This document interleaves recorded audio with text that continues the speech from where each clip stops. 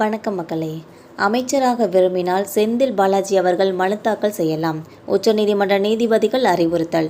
இந்த தகவலை பற்றி இந்த வீடியோவில் பார்க்கலாம் வாங்க. சாட்சிகளை கலைக்க முற்பட்டால் எந்த நேரமும் செந்தில் பாலாஜியின் ஜாமீனை எங்களால் ரத்து செய்ய முடியும். அவர் அமைச்சராக விரும்பினால் நீதிமன்றத்தில் தனியாக மனு தாக்கல் செய்யலாம் என்று உச்சநீதிமன்ற நீதிபதிகள் தெரிவித்தனர். கடந்த அதிமுக ஆட்சியில் போக்குவரத்து துறையில் வேலை வாங்கி தருவதாக கூறி பணம் வசூலித்து மோசடியில் ஈடுபட்டதாக முன்னாள் அமைச்சர் செந்தில் பாலாஜி அவர்கள் மீது வழக்குகள் பதிவு செய்யப்பட்டன. இந்த விவகாரத்தில் உச்சநீதிமன்றம் கடந்த 2022 செப்டம்பரில் அளித்த தீர்ப்பில் செந்தில் பாலாஜி மீது ஊழல் தடுப்புச் சட்டத்தின் கீழ் வழக்கு பதிவு செய்யாதது குறித்து கடுமையான கருத்துக்களை தெரிவித்தது. மேலும் அமலாக்கத்துறை வழக்கில் தனது ஜாமீன் கோரி செந்தில் பாலாஜி அவர்கள் தாக்கல் செய்திருந்த வழக்கை விசாரித்த உச்சநீதிமன்ற நீதிபதிகள் செந்தில் பாலாஜி தற்போது அமைச்சராக பதவியில் இல்லை என்பதை கருத்தில் கொண்டு ஜாமீன் வழங்குவதாக தெரிவித்திருந்தனர். உச்சநீதிமன்ற நீதிபதிகளின் தனக்கு எதிரான கடுமையான கருத்துக்களை தீர்ப்பிலிருந்து நீக்கும்படி கோரி செந்தில் பாலாஜி தரப்பில் உச்சநீதிமன்றத்தில் மனு தாக்கல் செய்யப்பட்டது. இந்த மனு மீதான விசாரணை நீதிபதிகள் சூரியகாந்த், ஜே.எம். பக்ஷி ஆகியோர் அடங்கிய அமர்வில் நேற்று நடந்தது. அப்போது நீதிபதிகள் இது தொடர்பாக தீர்ப்பு அளித்த நீதிபதி அபஸ் ஓகா ஓய்வு பெற்ற பிறகு இந்த மனுவை தாக்கல் செய்தது ஏன் என்றும், அமைச்சர் பதவியா ஜாமீனா என்று முடிவு செய்து கொள்ளுங்கள் என நீதிபதிகள் கேட்டுவிட்டுதானே ஜாமீன் வழங்கினர் என்று கேள்வி எழுப்பினர்.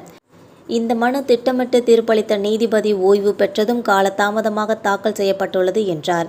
செந்தில் பாலாஜி தரப்பில் ஆஜரான மூத்த வழக்கறிஞர் கபில் சிபில் செந்தில் பாலாஜியின் ஜாமீன் மனு மீதான விசாரணையின் போது நீதிபதிகள் தெரிவித்த கருத்துக்கள் தீர்ப்பில் முழுமையாக இடம்பெறவில்லை. ஆனால் அவர்கள் உத்தரவில் தெரிவித்துள்ள கருத்துக்கள் மீண்டும் அமைச்சராக பதவியேற்றால் சாட்சிகளை கலைக்க நேரிடும் என்றும், ஒருவேளை சாட்சிகள் கலைக்கப்பட்டால் ஜாமீன் ரத்து செய்யப்படும் என்றும் எச்சரிக்கையாக தெரிவித்துள்ளனர். அதைத்தான் நீக்க வேண்டும் என கோருகிறோம். மனுதாரர் சாட்சியங்களை கலைக்க முயன்றால் நீங்களே ஜாமீனை ரத்து செய்யலாம் என்றார். அதே நேரம் அவர் அமைச்சராக கூடாது என உச்சநீதிமன்றமும் எந்த தடையும் விதிக்கவில்லை. நீண்ட சிறைவாசத்தை அனுபவித்து விட்டார் என்ற காரணத்துக்காகவும் உச்சநீதிமன்றத்தில் தாக்கல் செய்த உத்தரவாதத்தை கருத்தில் கொண்டுமே அவருக்கு ஜாமீன் வழங்கப்பட்டது. வழக்கு விசாரணை முடிந்து அவர் விடுவிக்கப்படும் வரை அமைச்சராக பதவியில் தொடர விரும்பினால் அது தொடர்பாக அனுமதி கோரி தனியாக மனு தாக்கல் செய்யுங்கள் என்றனர். அப்போது மூத்த வழக்கறிஞர் கபில் சிபில் உச்சநீதிமன்ற ஜாமீன் வழங்கிய ஒரு நாள் இடைவெளியில் செந்தில் பாலாஜி மீண்டும் அமைச்சராக பதவியேற்றதை நீதிபதி ஓகா கடுமையாக ஆட்சேபித்தார். பல அமைச்சர்களுக்கான எதிரான வழக்குகளில் விசாரணை நிலுவையில் இருந்து வருகிறது.